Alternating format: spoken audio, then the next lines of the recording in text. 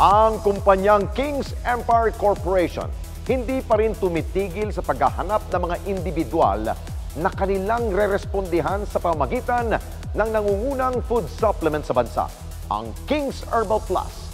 Dahil dyan, isang screening at medical mission ang ginawa nila dito mismo sa Net25 para po yan sa mga taong nangangailangan ng kanilang responde. Panuurin po natin. 4 na taong pagresponde sa mga taong may sakit.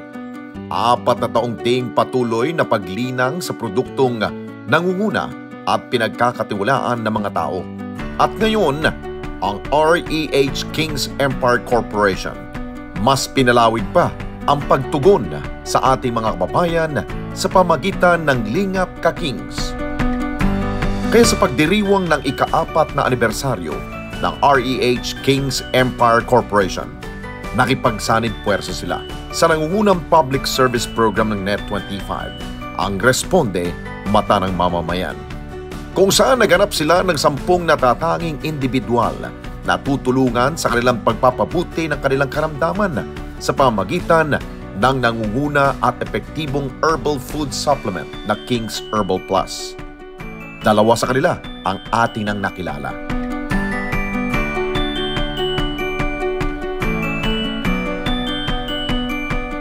At sa pagpapatuloy ng paghahanap ng mga individual na kanilang rerespondihan, isang medical mission at screening ang kanilang isinagawa mismo dito sa Net25.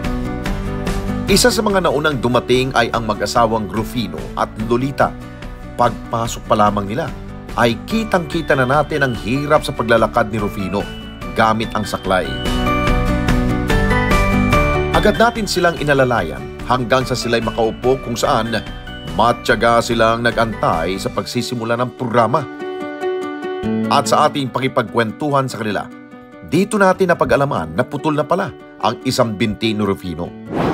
2007 ang pinutol ko eh. Nag-umpisa 1996, may na.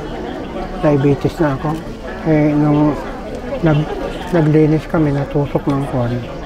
Yung talahib dito, lumalim. Pinunta ko sa ospital na manhid na. Hindi pinakwak yung paa ko. Tapos pinalabas yung dugo. Na-infection po kasi. Sabi po ng doktor, kailangan na po talagang putulin, pero papalitan po yung antibiotics. So nung pinalitan po, umubra naman po. Pero kailangan pong putulin dahil umaakyat na po yung infection po sa kanyang legs. Yung mata pa nyo, malabo na po. Hindi na po siya masyadong Bulag na ito. Ito lang malakas. Eh, pag pina-opera ko naman, mabubulag na akong tuloy. Yan, pinagagaling yung sugat eh. Mabuti na lamang at hindi na lumala pa ang sakit ni Rufino. Naka-maintain na po kasi yung kanyang insulin. Hindi ko po siya pinapawalan po ng mga gamot na kailangan po niya. Kahit po gaano pong hirap, kinakailangan po talaga na ano ko po yun, kahit po na kumbaga hindi ka makapag-ulam ng kahit ano, basta lang po mabuhay lang po siya. Nakapiling pa po namin ng aking mga anak. Kaya tumaasa mag-asawa na isa sila sa mapipili na maging benepisyaryo ng Kings Empire Corporation. Ay, napakalaking tulong po niyan, sir, sa amin. Dahilan po sa kalagayan po namin na pareho po kaming may karamdaman, high blood, tapos siya po high blood, tapos diabetes pa. Ako naman po, 2 na rin po yung aking pang-maintenance na gamot. Kaya po yun, malaking tulong po para po sa amin, sa kasakali po. Maya-maya pa ay nagsimula ng dumating ang mga taong nagbabakasakali rin na mapipili at mabibigyan ng libreng supply ng Kings Herbal Plus na makatutulong sa kanilang pagbuti ng kanilang pakiramdam. Isa-isa na nilang sinulatan ang mga forms. Maging ang mga doktor na susuri sa mga pasyente ay naghahanda na rin. At ilang sandali pa, sinimula na ang programa. Good afternoon po.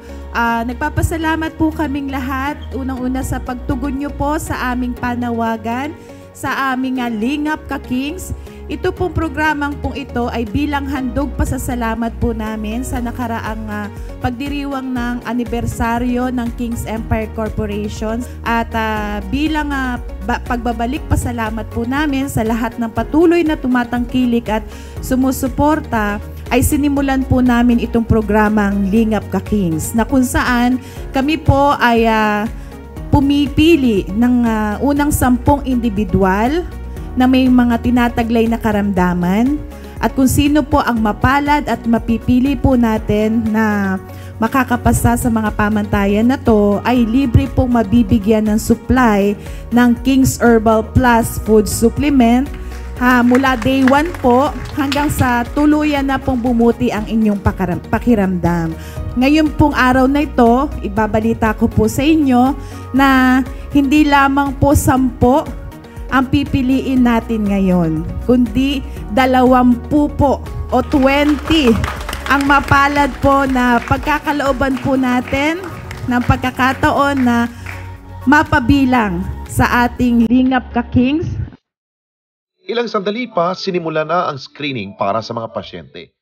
Una muna silang kinausap ng mga tauhan ng King's Empire Corporation sa pangunguna ng kanilang CEO at President na si Sam Garcia. Sumunod ay agad silang sinuri ng mga doktor. Isa sa nakatawag pansin sa amin ay ang lalaking ito na merong malaking bukol sa kanyang batok. Ako, dati na hindi makikita ng stock. Normal naman kayo eh. Cecil, bigyan ko mas Cecil. Oo nga no. Opo, tapos ang laki po yan, malalaki. Ano Pati dito. Siya si Roger kasama ang kanyang asawa na si Nenita. At ayon kay Roger, bigla na lamang umanong tumubo ang bukol sa kanyang katawan. Nung may trabaho ko dati, sa 13, nung wala na akong trabaho, 27. bumukol ito. Ito. Saka ito. Laki, lumaki. Araw-araw lumalaki. Pero hindi masakit. Nag-umpisa sa isa, hanggang sa dumadami, parang nanganganak. Yun ang napapansin namin. So nag-worry kami mag-anak. Pinadoktor ko naman. Pero walang lunas. Sabi ng Hindi naman daw benign. Sabi ng doktor, operahin daw ako. Sabi ko, hindi pwede. Madaling mamatay ako eh. Din po, mataitis yata. Yung parang pinag-aaralan din nila doon sa amin kung ano ang ibig sabihin nito. Ang paliwanag sa akin, yung mga bukol, parang nasa balat lang, na lumalaki. Ganun paliwanag. Pero hindi masakit. Kwento pa ni Roger, nagkaroon din ng bukol sa leeg ang kanyang ina. Yung nanay ko may bukol din dito. Oo, yan. Baka doon siguro ano sa akin. Minana niya. Nanay ko, namatay lang, pumutok yung bukol. Pati mga kapatid niya, may goiter, may mga bukol. Meron din. At tulad ng ibang lumahok sa programa, higit sa check-up ay umaasa rin sila na mapipili na matulungan ng King's Empire Corporation. Sa tagal ko na nga inasam-asam, tagal na talaga. Iniisip ko kung saan ko siya dadalhin. Tagal na gusto ko lumapit na matulungan siya. Edi ito na yung pagkakataon. Salamat talaga sa Kings kung matulungan. At sa kaligitnaan ng event, habang abalang lahat, isang sorpresa ang ating bitbit para sa presidente ng King's Herbal Corporation.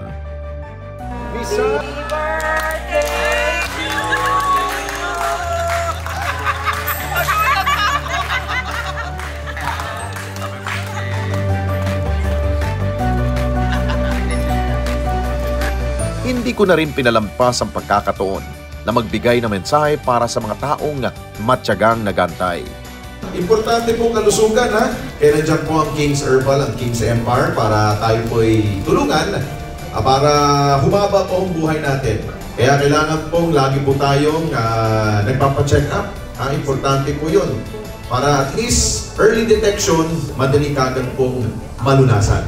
Pero sa tulong po ng King's Herbal, marami na po nagpapatotoo na sa pamagitan po ng kanilang pong supplement, kayo po ay nabibigyan po ng lunas sa inyong pong mga karamdaman.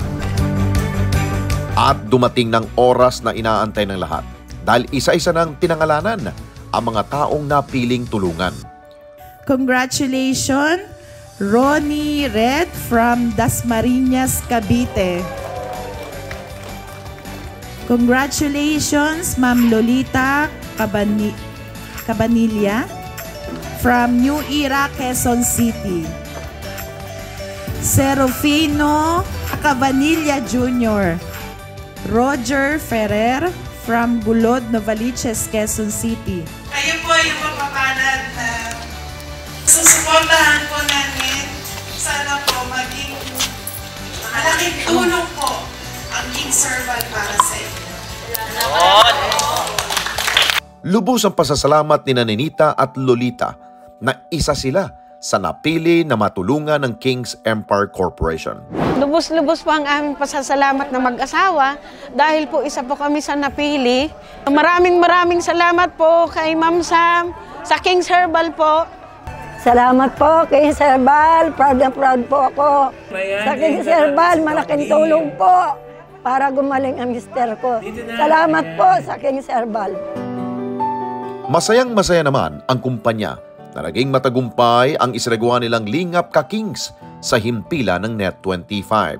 Masasabi ko na napaka-successful at overwhelming at talagang kahit ako mismo, nung makita ko yung mga individual na lumahok dito sa ating panawagan ay hindi ko napigilan yung mabagbag ang damdamin dahil talagang sa panahon ngayon, ang daming may mga karamdaman na halos lahat hirap sa buhay, walang pantustos na matulungan ng kanilang karamdaman. Isa ako sa nag-interview sa bawat individual na lumahok kanina, ay nadama ko yung kanilang kagustuhan, yung kanilang pagpupursige na isa sana sila sa mapili. Naniniwala sila na sa pamagitan nitong ating produktong King's Herbal Plus, dito nila matatagpuan ang lunas at ginhawang hinahanap nila.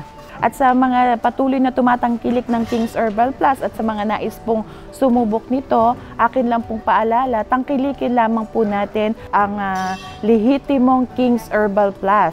Dahil sa panahon po ngayon, talagang marami po ang lantarang nandyan po sa merkado na patuloy po talagang gumagawa ng mga tiwali upang makapanlinlang at makapanloko po ng kapwa, sumasabay po sa kasikatan ng ating produkto. Nagsisimula pa lamang ang pinalakas at mas malawak na pagresponde ng King's Empire Corporation. At ang programa ay laging nakasuporta sa natatanging adhikain nito. Dahil sa paghatid ng #1 food supplement na King's Herbal Plus sa ating mga tahanan ay ang mabuti nilang layunin na makatulong sa higit na nangangailangan. Tunay, natatak, responde! Mga kababayan, salamat po sa inyo pong pagsubaybay sa Responde Mata ng Mamamayan.